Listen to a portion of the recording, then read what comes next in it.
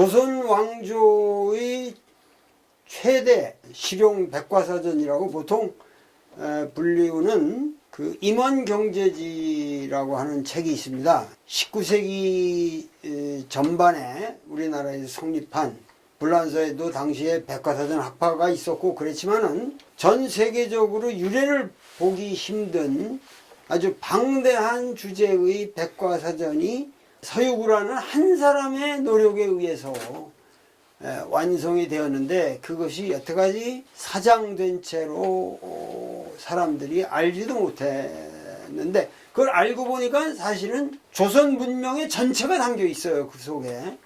근데 그것이 어떤 고매한 사상을 논하는 것이 아니라 아주 구체적인 삶의 지혜들을 전부 담았다는 의미에서, 김치는 어떻게 담그고 고추장은 어떻게 담그고 뭐 이런 것으로부터 시작해서 주거의 문제라든가 의료의 문제라든가 이런 것이 모든 민중의 삶에 관한 모든 주제를 확실하게 문헌화시킨 위대한 작업이 있었는데, 이것이 사장된 채로 있었던 것을 저의 제자들이 지금 벌써 작업을 한 지가 18년이 되어서 이 방대한 책들이 여기 이렇게 완성이 되어 가고 있는데, 보양지라고 하는 섹션, 이 보양지라고 하는 섹션이 완성되었기 때문에 제가 여기 서문을 썼고, 그래서 이 보양지를 오늘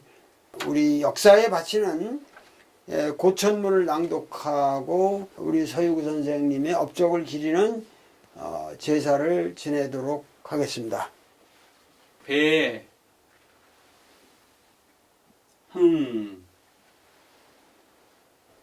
고천문, 유세차 2020년 11월 15일 천지신명께 삼가 임원경제지 상제를 고하나이다.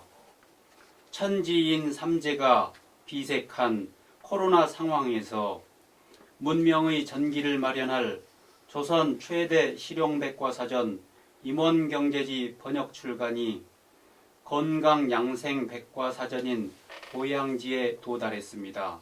2003년에 출범한 임원경제지 번역사업이 18년째가 되어서야 곡식농사 백과사전인 본리지를 시작으로 총 67권 계획 중 24권째를 상제합니다.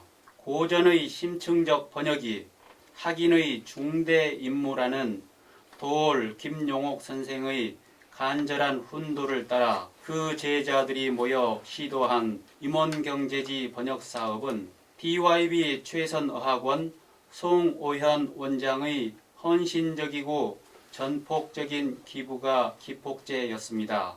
19세기 꺼져가는 조선의 최후의 희망을 전하고자 40년에 걸친 서유구의 조선 문명의 재건 계획이 임원경제지를 통해 마무리되었습니다. 그리고 임원경제지 저술 탄생 160년 후에야 대한민국 국민에게 다시 돌아오고 있습니다. 우리 문명의 핵심을 자연의 도와 사람의 도, 곧 천도와 인도가 하나로 조화되는 이상을 향한 위대한 여정으로 파악한 도올 선생께서는 오직 인간에게 유용하며 사회를 향상시킬 공효가 있는 지식을 가려낼 줄 아는 풍석의 안목을 높이 평가하셨습니다. 오랜 역사를 통해 단련시켜 온 우리 문화의 정화가 풍석의 임원경제지에서 다시 한번 널리 인간을 이롭게 하고자 한 산물이라 보셨기 때문입니다. 임원경제지가 구축한 임원경제학의 길은 우리에게 익숙한 수많은 세로로 이미 닦여졌지만 그 대체는 미중유의 신장로이며 천지자연 소생의 주추입니다. 풍석 서유구 선생의 혼신이 담긴 임원경제지의 위대한 기록은 기존 조선 문명의 성취를 요약했을 뿐만 아니라 새로운 문명의 단초가 열렸습니다. 치열한 비와 부단한 은의 삶의 여정 속에 꽃피운 오비거사의 역작은 볼리지에서 시작하여 마지막 예규지에 이르는 총 16개 분야의 길을 촘촘하면서도 정교하고 체계적으로 창조했습니다. 특히 이번에 상제한 보양지는 음식 요리 백과사전인 정조지와 의학 백과사전인 인재지를 이어주면서 몸을 근간으로 한 문명의 전범을 확립했습니다.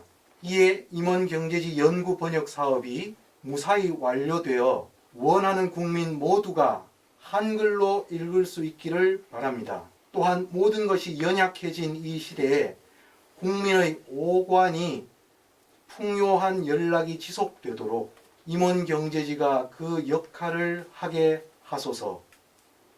맑은 술과 향의 도움으로 삼가 아뢰입니다. 상향. 예, 이 방대한 번역 사업을 시작할 수 있는 계기를 마련해 주신 도올 선생님께 풍석 선생님께서 안 계시기 때문에 대신하여 헌정하겠습니다. 불립니다.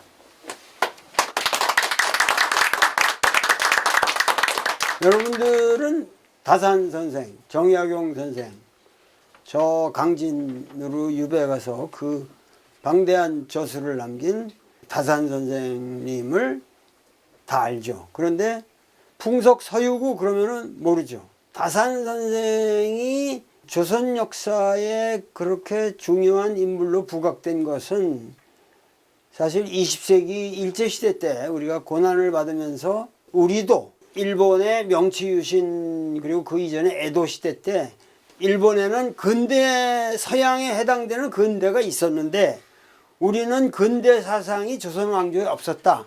이제 그런 것에 대한 컴플렉스. 지금 사실은 우리는 트럼프 시대에 과연 우리가 서양 사람들이 말하는 근대를 향해서 우리가 가야 할 이유가 있느냐 하는 회의감에 사로잡히고 있는 시대지만은 일제시대만 해도 우리 민족의 모든 학문계는 근대적 사상을 조선 왕조에서 발견해야 된다라는 강박관념에 쫓기고 있었습니다. 그 시대에 가장 멋있는 인물로서 아필된 사람이 다산이었기 때문에 사실은 다산이 유명해졌던 거죠. 그러나 이 서유구나 다산이나 물론 다 조선 왕조를 위해서 산 사람들이고 조선 왕조의 위대한 문명을 전하려고 했던 사람이면은 틀림없습니다. 예를 들면은 수훈이나 해월 같은 동학의 리더들은 사상적으로 조선 왕조에게서 희망을 보지 않았지만 이들은 아직도 조선 왕조의 희망을 보고 그 장점을 보존하려고 했던 사람들이면 틀림이 없지만 이 서유구 같은 사람은 당시 그 엄청나게 다산하고는 또 다르게 우리 국민들의 삶의 문제, 그래서 그 삶의 그 모든 지혜를 기록하고 또 창조하고 의미를 부여해서 앞으로 오는 미래 세대한테 남겨야겠다. 우리가 우리 역사를 너무 모른다는 거죠. 역사의 문헌이 대체적으로 다 한문으로 쓰여져 가지고 솔직히 말해서 한문으로 된 우리 역사의 문헌을 우리가 읽고 앉아 있는 사람들은 우리 민족의 지금 0.001%도 안 될 거란 말이죠. 그러니까 잘 몰라요. 근데 사실은 제가 생각하기에 다산 선생의 성취보다는 그 당시에 이미 엄청난 우리나라의 다양한 생각을 가진 위대한 인물들이 많았다. 그래서 서유구는 다산과 동시대의 사람입니다. 약간 나이가 2살 차입니다.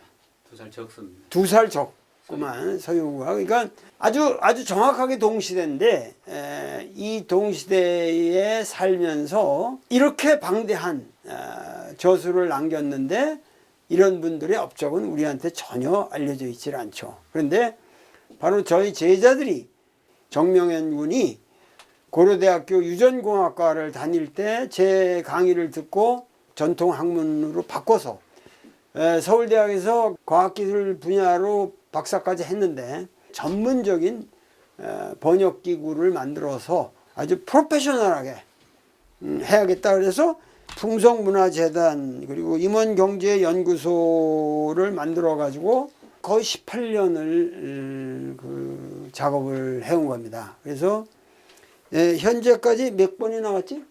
24권 나왔습니다. 그리고 앞으로 완관이 되면 몇 권이 되지? 67권이 될 겁니다. 67권에 지금 사실 우리나라 백과사전 규모로 봐도 엄청난 거죠. 근데 여기서 예를 들면 지금 요번에 나온 것이 이 보양지라고 하는 양생 우리 인간의 몸의 건강에 관한 건데 이 책들의 그 특징이 뭐냐면은 이렇게 정확하게 뭐 지도라든가 이 자료 사진들이라든가 이런 것이 다 들어가 있고 문제는 여기 정확하게 한문하고 국문이 이렇게 대조할 수 있게 해가지고 모든 학자들이 정확하게 활용할 수 있는 그 한문과 우리 번역을 잘못된 거라면 누구든지 쉽게 크리티시즘을 할 수 있을 형태로 돼 있습니다. 그래서 이것이 이번에 보양지가 완성되는 시점에서 제가 서문을 여기에 썼습니다. 근데 이 정조지라고 하는 것이 이제 우리나라 음식의 기록인데 그 19세기 초기까지 19세기 전반부까지 서유구가 알고 있는 우리나라 음식을 어떻게 서민들이 만들고 있느냐. 그 음식에 뭐 떡을 만들다든가 술을 만든다든가 뭐 고추장, 된장, 간장을 어떻게 담그고 이런 그 음식에 관한 것을 세밀하게 여기 세 권에 담아놨는데 상당히 인기가 있더라고요. 정조지를 벌써 많이 상당한 사람들이 이거를 활용을 하고 그러는데 이렇게 음식들을 만드는 모든 거를 여기 써놓고 있습니다. 그러니까는 여러분들이 관심을 가지시는 분들은 정조지, 보양지, 여기 임원경제지 어느 섹션을 필요에 따라서 벌써 나온 섹션에서 컬렉션을 하시면은 최근에는 그 장 담그는 사람들의 조직에서 이런 책이 나옴으로써 이 엄청난 소위 말해서 우리가 잊고 살았던 모든 문제들이 여기서 밝혀지고 있다는 거죠. 그래서 이 우리가 영종조 시대라고 그러지만은 정조뿐만 아니라 순조, 철종, 뭐 하여튼 고종 전때까지 18세기에서 19세기로 넘어오는 이 시기가 그야말로 우리나라 살인 문화가 최고조의 수준에 달한 그 시기인데 그 시기에 실제적으로 유명한 사람이 두 사람밖에 없어요. 내가 생각하기에 다산이 상당히 유명하고 추사가 유명하죠. 근데 그들의 업적이라고 하는 것은 이 풍속 서유구 같은 사람들의 스케일에 비하면은 내가 보기에는 훨씬 더 고답적이다.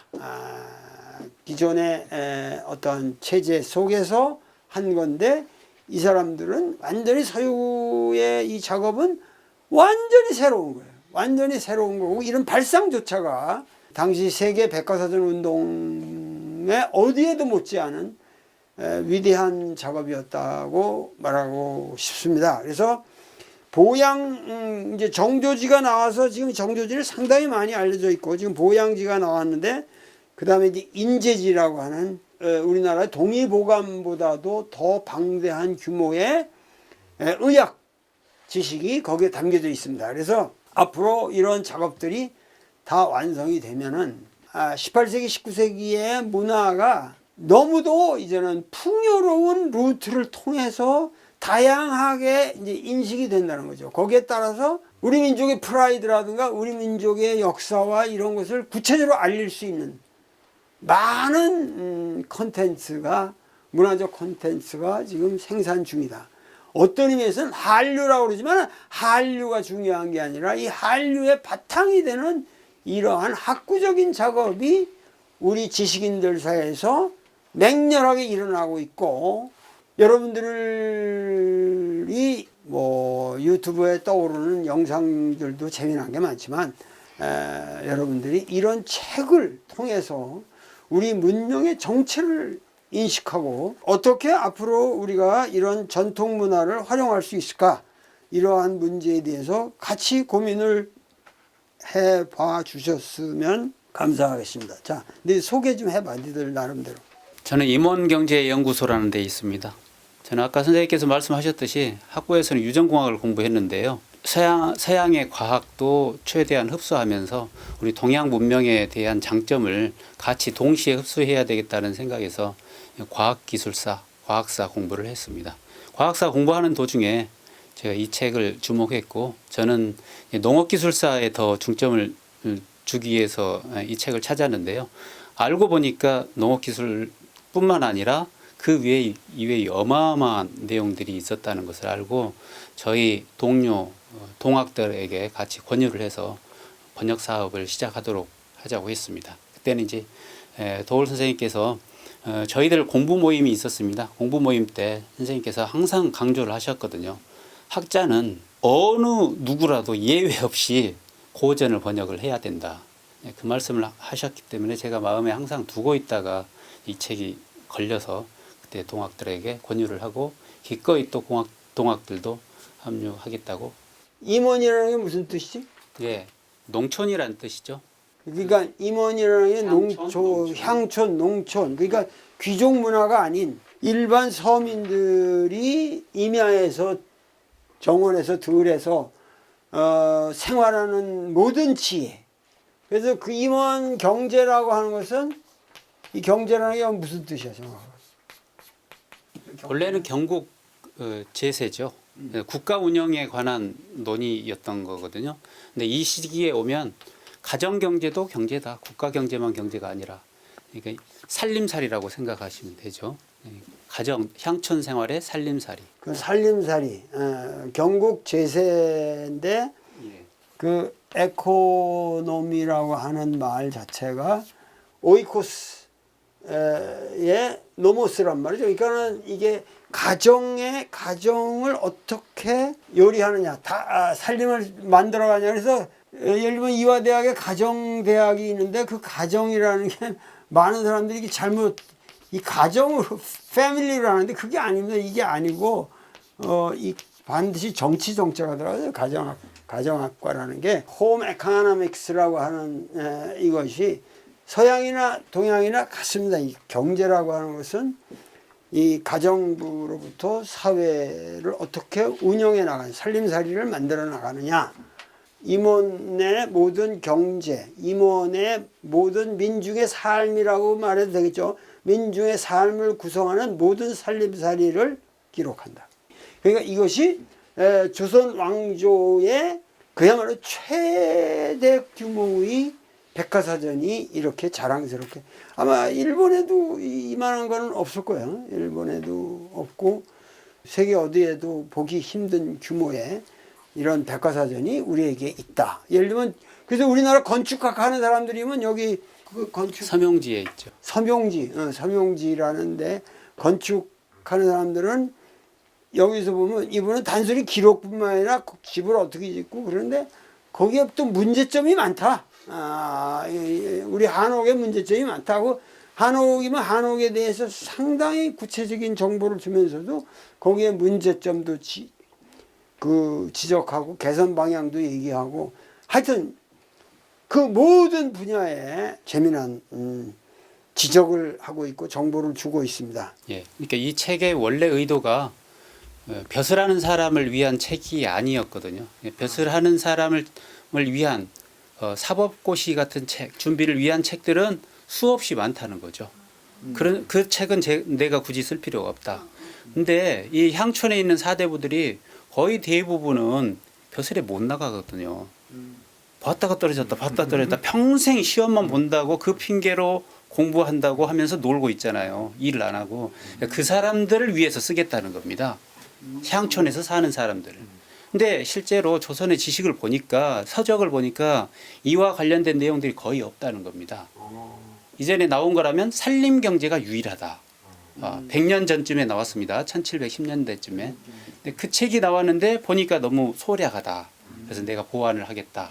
여러분들이 잘 아시지만 실학이라고 하면 뭐 저기 정다산이 살던 집에고 실학박물관이라는 것도 주었지만 실학이라는 개념으로 얘기를 하는데 제가 실학이라는 개념은 파기되어야 한다는 걸 주장해서 우리나라 학계의 학자들이 저 도를 죽일 놈이라고 하는 사람들 대부분 그 실학 파기 운동에 분개를 하는 사람들이에요. 왜냐하면 자기들은 실학이라는 개념을 가지고 학문을 해왔는데 그걸 파기한다 그러면 자기들 존립 근거를 다 없애버리니까. 근데 지금은 대체적으로 실학이라는 개념이 out of date, 완전히 그 실학이라는 개념으로 자기 학문을 하는 사람들에 대해서 상당히 그 부정적인 견해가 지금은 많습니다.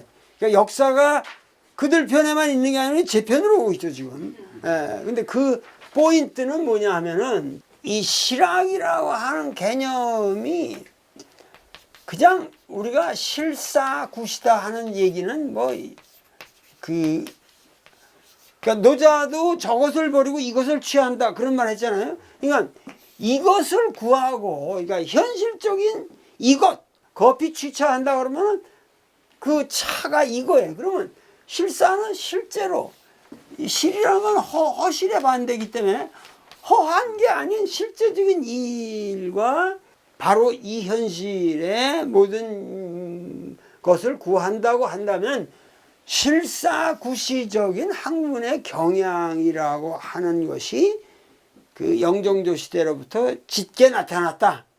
그리고 반개 유영원이라든가 이렇게 해서 다산까지 왔다. 근데 그런 거를 제가 부정하는 게 아니에요. 그러나 이 실학이라는 말은 이것은 지스가쿠라고 하고 이게 일본 사람들이 만든 말이고, 이 실학이라고 하는 사람 물론 그 어원적으로는 그 주자가 중용장구 서문에서 실학이라는 말을 썼지만 그게 사실은 뭐냐면 포인트가 뭐냐면은 실학이라고 하는 것이 결국 이 근대 학문의 기초다. 그러니까 실학이라고 하는 것은 이코르 뭐냐면 이것이 그 당시 주자학에 대해서 반기를 드는 새로운 경향이다. 그래가지고 반주자학이고 실학은 이것은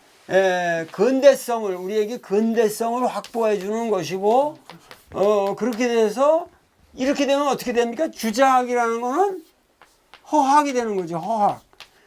이 허학이 되고 이 허학에 대해서 실학. 근데 이런 식으로 개념화되게 되면은 실학이라는 것이 뭐냐면 우리 민족의 실학이라고 하는 개념에서 묶이는 모든 사상 운동이 결국은 서양의 근대라고 하는 그 작은 포커스에 전부 맞춰지기 때문에 별 의미가 없다는 것이죠. 지금 우리가 서양의 근대를 쫓을 이유도 없고, 그런데 우리나라 조선 왕조의 이런 어떤 학문까지도 전부 실학이라는 개념 하에서 이것이 우리 근대성의 기초라고 말한다면은 나는 거기에 대해서는 동의할 수가 없다. 그러니까 여기서 근본적으로 말씀드리는 게 이런 데 나오는 김치를 만드는 것이 이건 근대하고 고대하고 관계없는 거예요. 이게 근대 김치가 따로 있고 고조선 김치가 따로 있지 않아요. 그러니까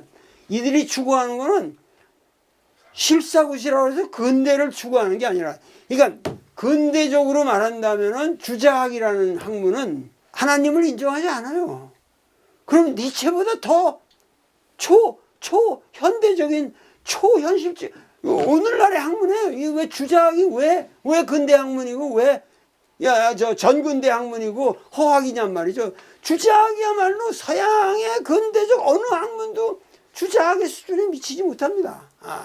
그러니까 그런 의미에서 과연 우리가 조선 왕조에서 꼭 서양 사람들이 규정하는 바에 근대를 찾아야 할 이유가 있느냐.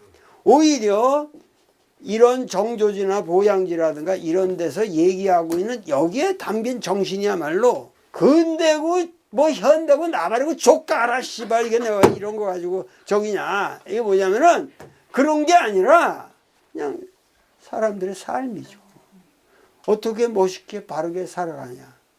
미국이 지금 뭘 해도 선거 제도 하나부터 모든 게 다 엉망입니다. 하여튼 우리나라의 각 분야에서 지금 거의 세계 문명의 첨단을 다 가고 있어요. 어느 분야를 들어가보든지. 그러니까 지금 이 실학이라는 것도 이런 사람들을 전부 실학으로 규정해가지고 빨리빨리 성장하는데 도움을 주는 근대적 문명의 요소들이다. 이렇게 규정하면은 우리가 왜 지금 이 정조지를 공부하고 보양지를 공부하겠냐. 지금 한국의 음식이 우리가 먹던 전통적인 방법의 음식 문화가 서양 문화보다는 더 우수하거든요. 지금 영국에 가면 거지 같은 말라 비틀어진 뭐 스테이크 밖에 없고, 독일 가면 무슨 뭐 기껏해야 뭐 이런 사워크라프트에다가 뭐 아주 이 감자나 먹고 안 좋고, 사실은 한국처럼 이 다양한 식재를 가지고 다양한 방식으로 요리를 해 먹을 수 있는 문명이 없어요.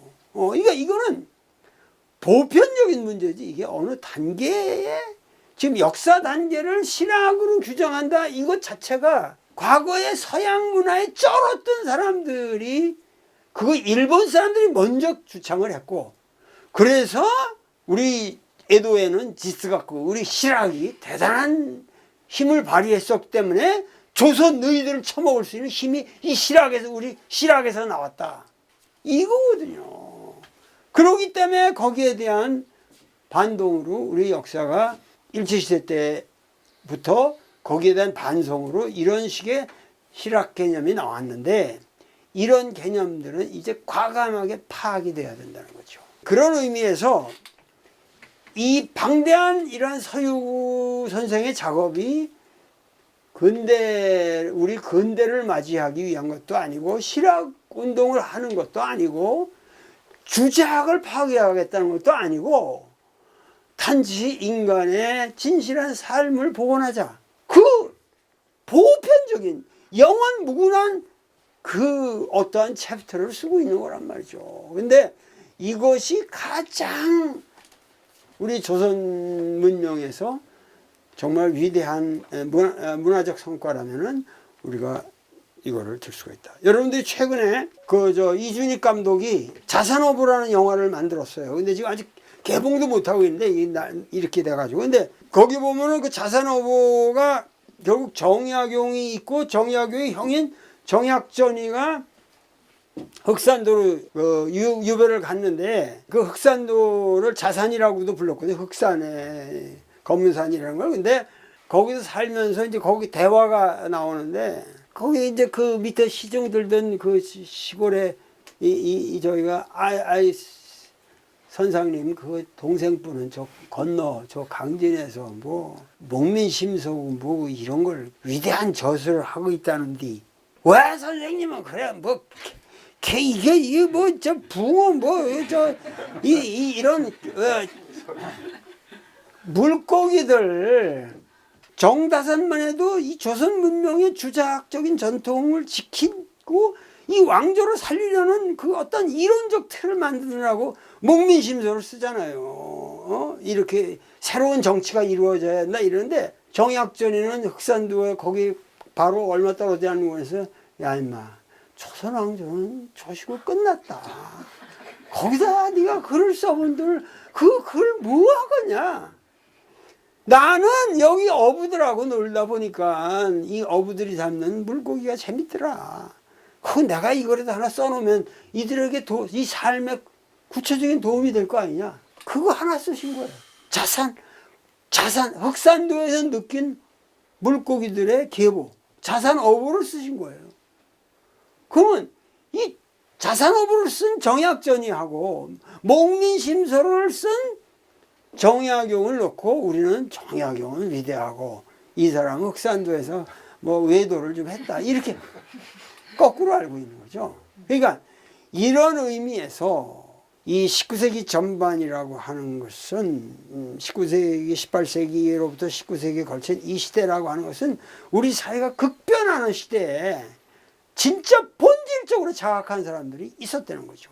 그 자각의 모든 것을 총체적으로 종합한 사람이 바로 최수훈이었다.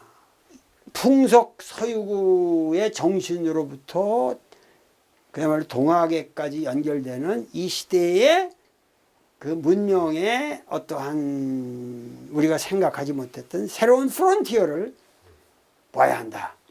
예, 저는 바로 그 정조지에 대해서 방금 말씀해 주신 도올 선생님 그 김치 하나 만드는 것이 이게 뭐 근대와 전근대 이런 나눔이 전혀 없는 그 인간의 삶의 본질적인 문제 아니냐, 이 말씀이 그대로 나오더라고요.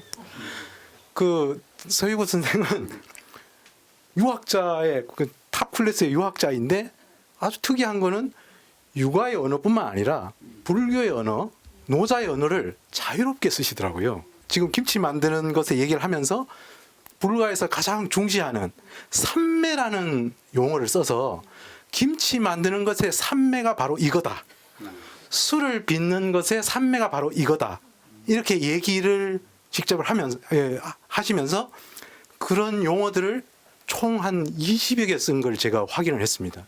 불교에서 얘기하는 삼매라는 용어를 실제 실용적으로 무슨 일을 하는 데서 가장 핵심적인 부분은 이것이다 라는 얘기를 그대로 쓰고 있는 걸 보고서 불교와 이 노자, 도교까지도 이렇게 넘나드는 그런 분이구나 하는 거를 확실하게 느끼게 되었습니다.